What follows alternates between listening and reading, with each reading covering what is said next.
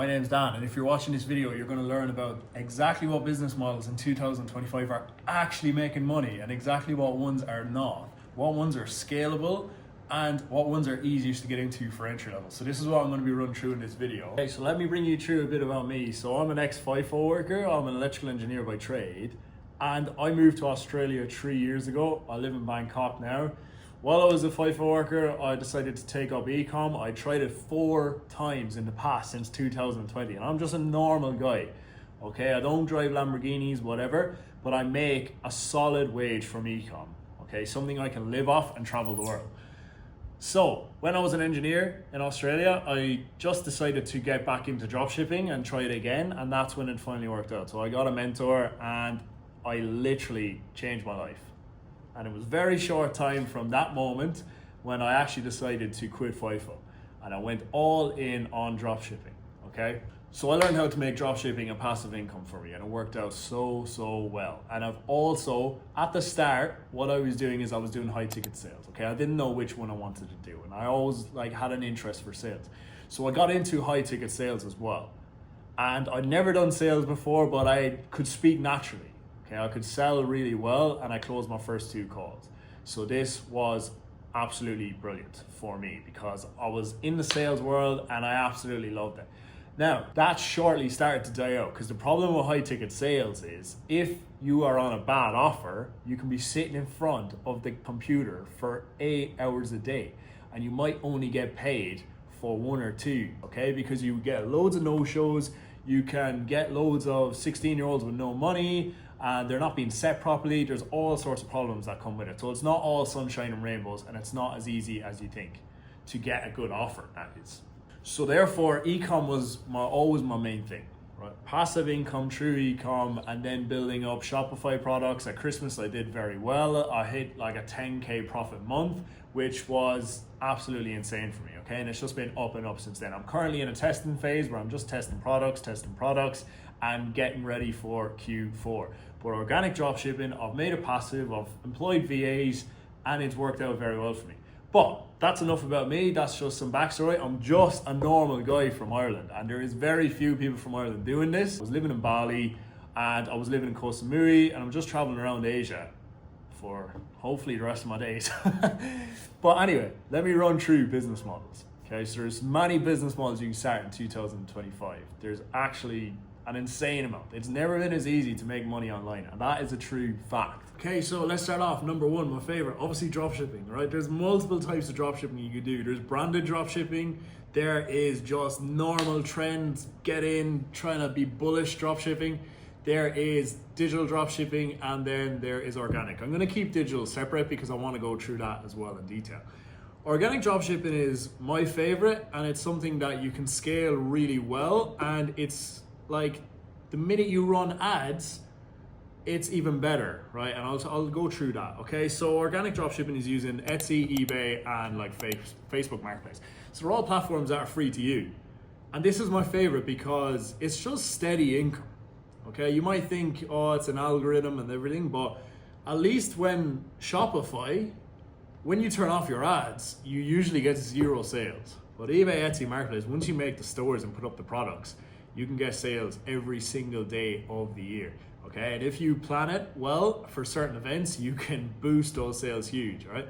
And you can just make store after store after store after store. So this is my favorite business model because it's just a constant income, right? I know, right, when this product gets saturated, the other products are gonna keep going anyway. And I can afford to put 300 items on my eBay store. On each eBay store I have, I've got 4, okay? One's done 15K in the last 3 months. So it's really, really good, and it's underestimated, okay? So people are just testing products with Shopify. Don't get me wrong, if you get a 100K month consistently for a few months with a product on Shopify, like it's insane. It's insane money. There is no doubt about it. I do Shopify myself, and it's like when you get a good product, it really does pay well. But it's just good to have these organic platforms which are just gonna pay you all the time. Okay, so you're gonna get a constant wage. Yeah, you can get you can actually scale these really well. You'd be so surprised. Now, don't get organic dropshipping confused with running ads organically, technically on TikTok and that for Shopify, right? Organic is just mainly, when I refer to it, is eBay, Etsy, and Marketplace, okay? They're the 3 key platforms. They're free to use. They don't cost money on ads, and you can list as many products as you want, and it doesn't cost anything, okay? Shopify, then you can split it into 2 sections of dropshipping, right? Paid ads and organic. And organic can be like just putting up videos on TikTok, Instagram Reels, and hoping to get sales. Now, this is very unsteady because you need to get viral videos consistently, right? So that is harder done than you think. And then paid ads obviously cost money, and you can spend hundreds and hundreds, if not thousands, testing products before you can even get like a return. So that's just dropshipping. And pros and cons about dropshipping are varied. It's very hard to make it in dropshipping. It's not an easy business model, okay? A lot of people are trying it without proper guidance, and they lose a lot of money, okay? When I got my mentor, that was the first time I made money off dropshipping, and I've been trying it for years, okay? I tried it 4 times before I made money. And the minute I got a mentor, that's when I actually started making money, okay? So the organic dropshipping makes me money constantly. And it makes the guys I've like helped out, it makes them money constantly too. When you get into Shopify, it's just harder, okay? There's a small percentage of people make it in it, but if you have the right guidance, your chances become a lot higher. It's not dead. Anyone who says it's dead is probably just trying to sell another business model. And that is being 100% honest. They're probably trying to study trading or like digital dropshipping or something. Dropshipping is not dead, okay? Everyone buys online. How many people do you know go to the stores anymore to buy things, right? Everyone gets stuff delivered. So therefore, I don't think e-commerce is dead. Yes, you might have 100 guys trying to sell the one product, but if you dive into it, right, 60% of these guys are absolutely terrible at dropshipping. So you just have to be better than those guys, right? You go look at their stores and they're so bad. They're absolutely dreadful stores, right? They can just be so many mistakes. No one's going to buy the product off us, so you don't have to worry about those guys. If they get any sales, I'll be very surprised. Then you've got another 20% of guys who are running terrible ads, the worst ads ever.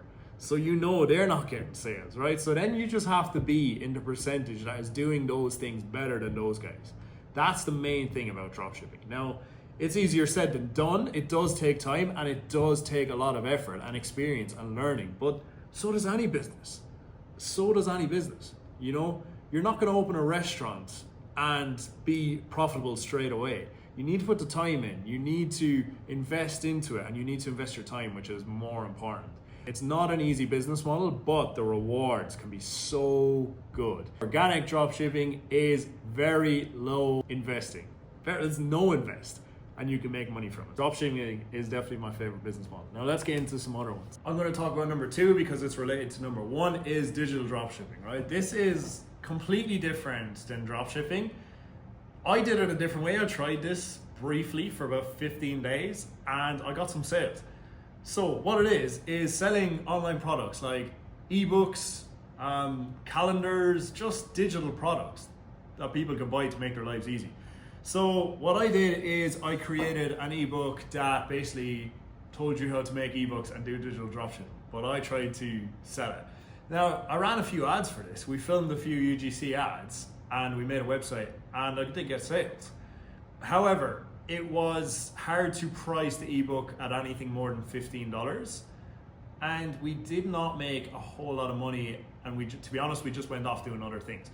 But I reckon if I just kept playing with it, I could have made quite a little money out of it. And the thing is, once you create the ebook, or buy the ebook, even better, modify the cover, then you can actually resell over and over and over and over again. You don't have to buy the product, you don't have to get shipping, it just goes directly to the customer once they pay. It's an absolute brilliant business model. However, running ads for it seemed to leave our profit margins very low. Now, we could have ran better ads, we could have played with it for longer, but we didn't. We just got a few sales and we just seen how it basically worked. Now, with digital dropshipping, you can do it organic way as well. You can create faceless pages and go down that route. Now, that is a very good way of doing it. However, it's time consuming.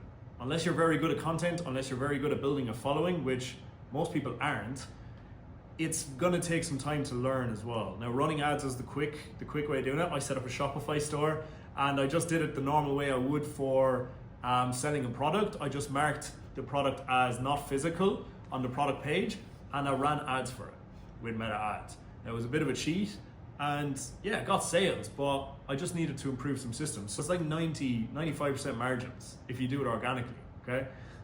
We just need to build a faceless page, build a following, and then try and sell the ebook. There's other ways of selling it too, but yeah, that's a really good business model. I really like it, but I just didn't have the time to pursue it any further. Now, let's talk about high ticket sales in depth, right? High ticket sales is good. I outlined a few issues with high ticket sales, but if you land a good offer, which is the hardest part, okay, you can get training from anyone. There's so many coaches in high ticket sales. They do sell the dream a bit, but you can make money from it for sure, and it's quick money. But it's a lot easier if you have it or you don't have it. You can be a natural shit talker, right? I consider myself a natural shit talker, and I can talk my way out of anything, and I could sell a product really well. Okay, so when I hopped on my first 2 closing calls, I sold the 2 of them. And then I kind of knew, okay, I have a bit of an advantage in this against other people, because I've seen other people struggle for a couple of months before they actually get the hang of it, right? So it helps a lot more if you're a natural talker. Okay, so what is high ticket sales, or remote closing as some people call it? So it's when a business or a mentor who has no clue about what they're selling, usually, it's when a business has a product. Okay, so a business has a product or a service. So when they're advertising it, the potential customer sees it, okay, they click a link, they either fill out a form or they just go into a system, they download an ebook, it could be anything, right? Their name gets put on a list. If they don't book a call, then we get a setter to set an appointment, okay, for a call where we can actually get the deal across the line, okay, to sell the product to them from the business. So they book a call, which is a 40 to an hour long call with a closer, okay, a remote closer. So this is the part of high ticket sales. So the setter sets the call, the customer jumps on the call, and the closer closes the deal for the business, okay? So it can be 5K, it can be 10K, it can even be 50K. It ranges from about 1K to 5K is a decent offer, and it's normally 10% commission for a closer.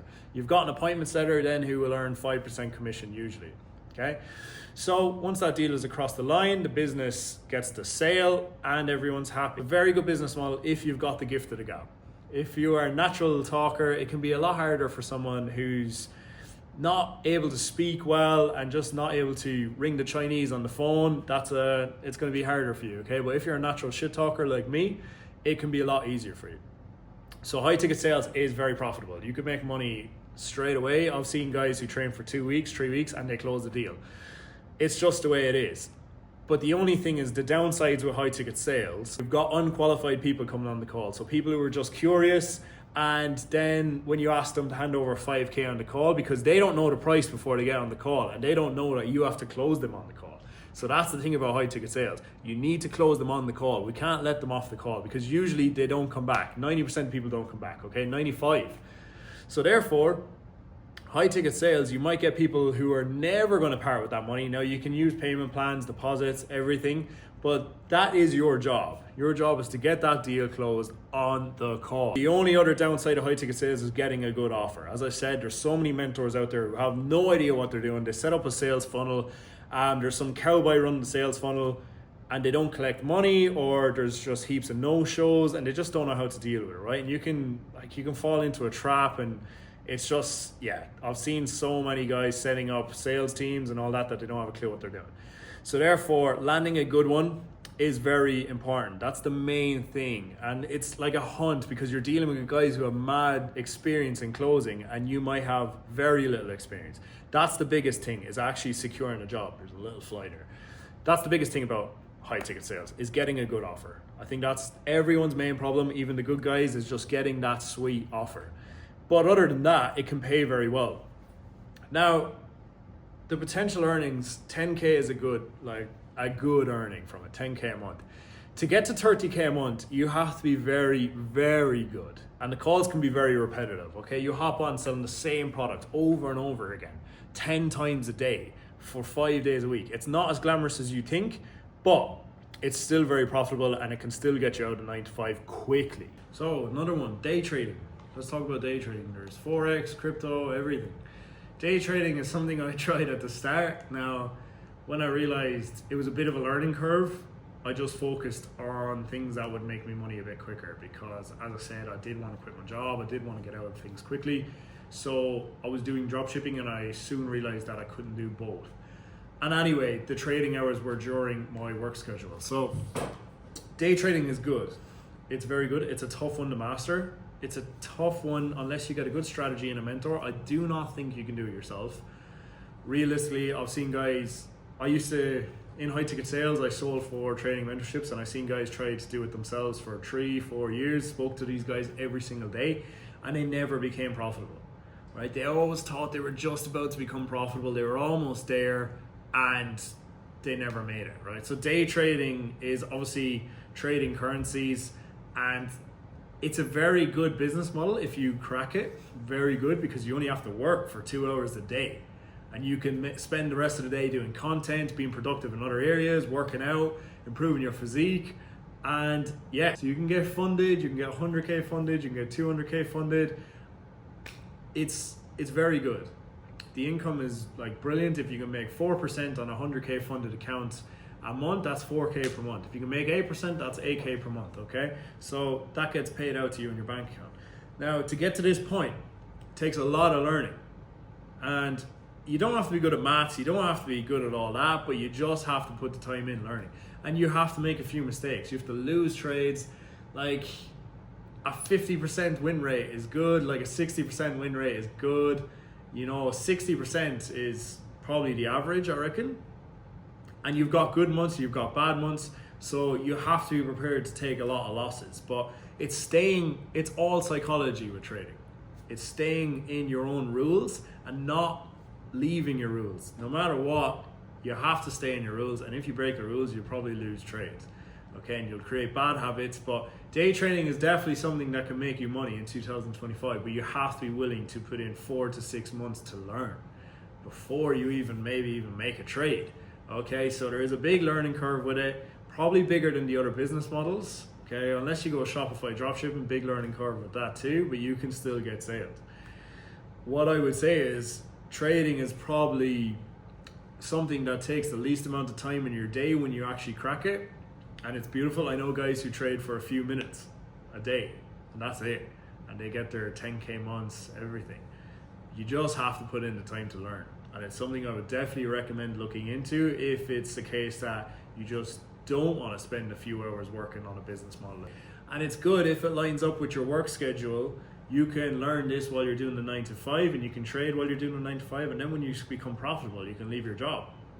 And that's what it's all about. It's being able to balance this with your job until you can quit it. Because anyone watching this video is probably wanting to get out the 9 to 5. That's why they're watching it. That's why they're still watching it. If anyone is still watching it, it's dragged on. So it's just about picking one and sticking with it, okay? Picking one, maybe look at a second one while you're doing that, but figure out which one you like and just go all in with one. But definitely look into it. If you're looking at quitting the 9 to 5 in 2025, it's never been easier. There's so many business models you can choose from, and if you put in the time, get off your ass, stop drinking at the weekend, and stop just like being lazy. If you're the type of guy who skips the gym every second week, you're probably not going to do well in this, and that's just a harsh reality. You need to dedicate yourself to this if you want a better life, and that is the hard thing that most people cannot do nowadays. They just can't do things consistently to better themselves, but they'll keep doing the bad things that affect their life negatively. They'll keep doing them as a habit.